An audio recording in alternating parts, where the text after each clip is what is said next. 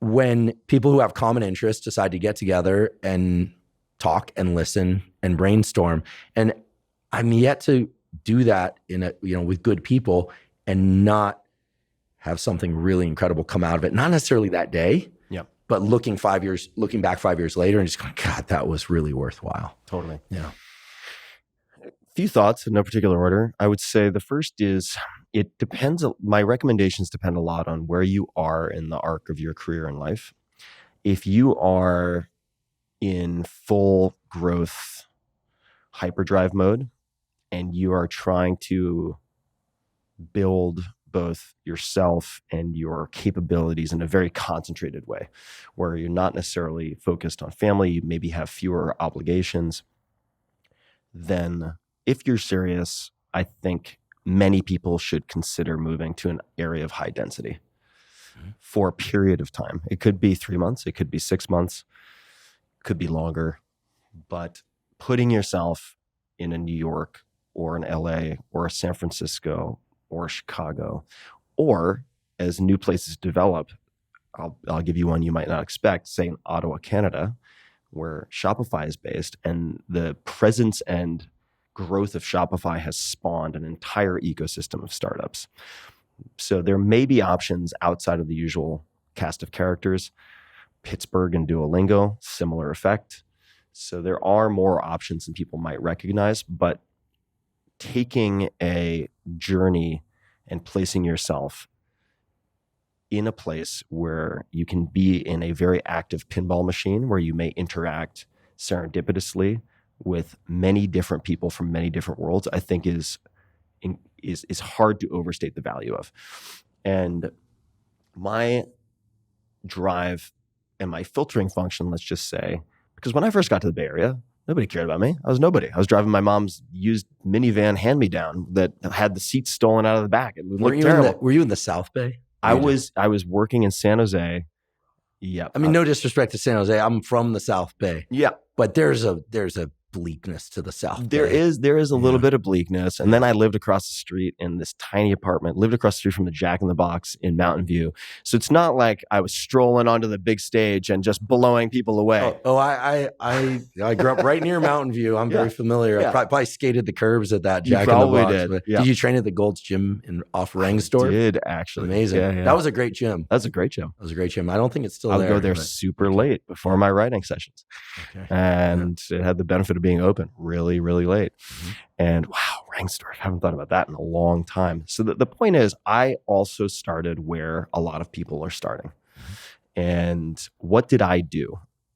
I put myself in a high density environment. Next, what did I do? Knowing no one, I started to volunteer at events where they had interesting speakers and interesting people coming to hear those speakers. So I put myself in Silicon Valley, and then I began volunteering for groups like SVACE. I don't know if it exists anymore, the Silicon Valley Association of Startup Entrepreneurs, I think it was. TIE, the Indus Entrepreneur, which is a very sort of Indian or Indian American focused organization that does a lot in the realm of startups. And I would carry water, I would take out garbage, I would check name badges, I would check people in. Nothing was too low for me. And I'll give you guys a tip that will be obvious to some, but non-obvious to many. When you are volunteering, a lot of folks who volunteer do the absolute bare minimum because they are not getting paid. This is not going to get you noticed. But it sets a very low bar so that if you volunteer at these events and someone's dropping the ball or there's something happening that needs fixing and you just proactively do it, the producers of these events will notice you. And this is what happened over time, over a few months. And then I got invited to join in on meetings that were planning future events. And I eventually got to the point where I was recruiting speakers and able to set the agenda for an entire main event. And then that's how I got to know, say, Jack Canfield, who is the co-creator of Chicken Soup for the Soul and many others, who introduced me to my book agent many, many, many, many years later, Jack Canfield. But I was a nobody then. You have to play the long game, but you can be methodical in how you play that. And that is one approach, just as an example for how to build your network, which snowballs over time. Don't hump every VIP's leg within 10 minutes of meeting them. Play it cool, you know? And in gatherings where that person is has a lot of demands on them is the last place you want to do that. Yeah. Right? The way you're going to make yourself no saliency to that. Yeah. Right? The way you're going to make yourself memorable with people like that is to be very professional, always on time, predict what they're going to need or problems they'll run into beforehand and address them before they even think of them, and be easy to deal with. And people like that, high performers, notice these things. They will make note of it. Yeah, the being easy to work with is something that I used to tell my graduate students and postdocs. I mean, because the opposite of that, nobody wants. Yeah. Right? Nobody wants that. Yeah, especially in the beginning. Like later, okay, great. You're Steve Jobs. You want to be difficult here and there or a lot? No problem. Yeah. Right? But in the beginning, that can be a real liability. You can make up for that if you're the best in the world, but in the very beginning, you probably won't be. So try to stack the deck in your favor. Volunteering is a shortcut. And that would be one way of doing it. Another now, especially given the virtual communities that exist. So you have subreddits, you have online communities, you have Twitter groups, you have Clubhouse. You've got a million different options, which can be overwhelming. Is Clubhouse still going? Maybe not. I have no idea. Oh, no, I don't know. I'm not saying it's gone. I remember during the pandemic, there were some Clubhouse gatherings. I hopped on there, but I've sort of forgotten to get maybe on there. Not. The platform affinity is really fickle, which is why I think, to the extent possible, if you want to build a world-class, and I use that term very deliberately, network in record time, just to give you a nice headline, I would say focus on the uncrowded channel, which is in person. It's out of fashion. It's out of vogue. Going to a conference and actually interacting with humans in the hallway, approaching panelists. This is another thing that I did. I'll give another tip. So very early on, I would go to conferences. Nobody cared who I was. Nobody knew who I was. Fine. And I would study the panels. Let's say I'm going to a big event like South by Southwest. And this is what I did in 2007, which was just prior to the first book coming out. And I would go to these various in-person events.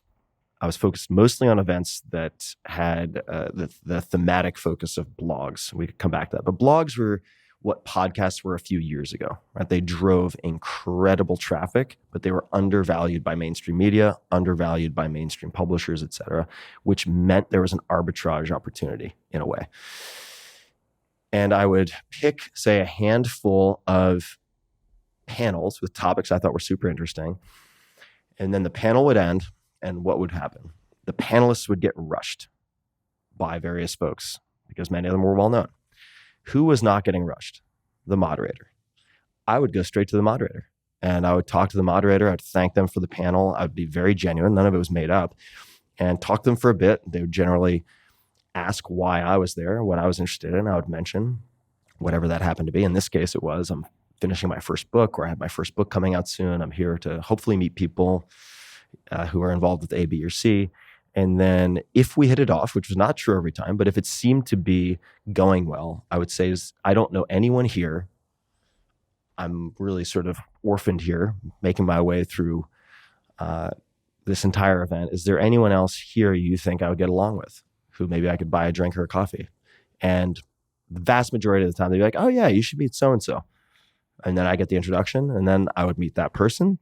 I would have a genuine interaction with that person. And if it made sense, if things were going well, I'd do the same thing. Is there anybody else here you think I should just say hi to and get along with? Not who I can ask for something. And that wasn't deception. I was being honest. Like someone I could actually vibe with. And if so, would you mind making the intro? Well, yeah, sure, no problem. Many of those people are still my friends. And by being surgical in that way, not trying to gather business cards, to use a really antiquated metaphor at this point. People still hand them out. Yeah, people still hand them out. I guess it depends on where you are, especially like Boston. But if rather than trying to collect people as Pokemon cards, developing, say, 3 to 5 deeper relationships through longer conversations at an event, that is what directly led ultimately to the hockey stick for the 4-hour work week within tech within specifically San Francisco. So those would be a few approaches for building your network when you don't have the ability to just walk up to, say, a Kevin Kelly and have a conversation. That came over time.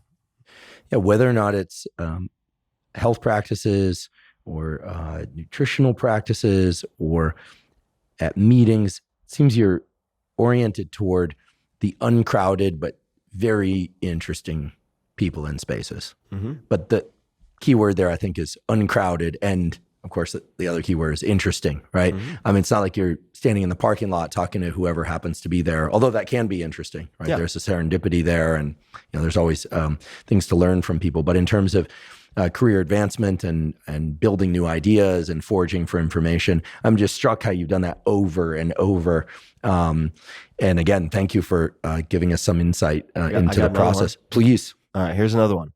So I think there's a tendency among people who want to develop their networks or their relationships to be star fuckers. Not to get too technical, but that's a technical term. Yeah. And they want to tell other people they are friends with someone more than they want to develop skills or learn from someone. This puts you in a very disadvantaged position, because then that means, all right, you want to become friends with Elon Musk? Good luck. Or you want to become friends with this A-lister celebrity who everyone else wants to meet?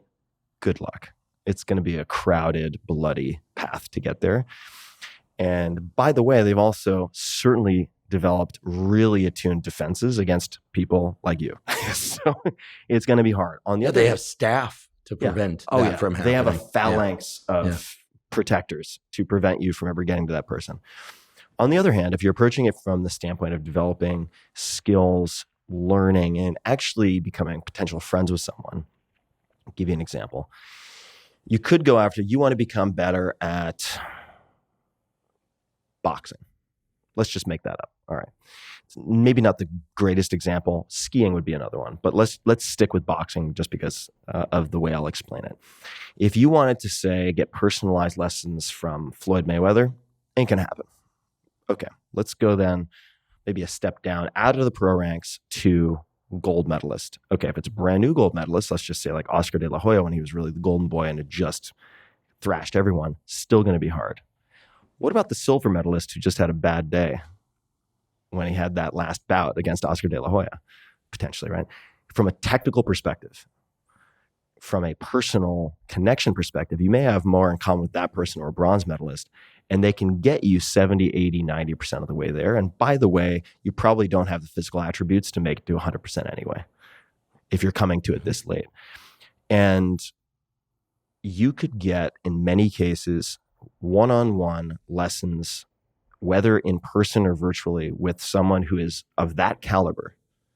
They're in the same front of the pack as the names I just mentioned, maybe not as famous. $100, $200 per hour. For a lot of people, that is within reach.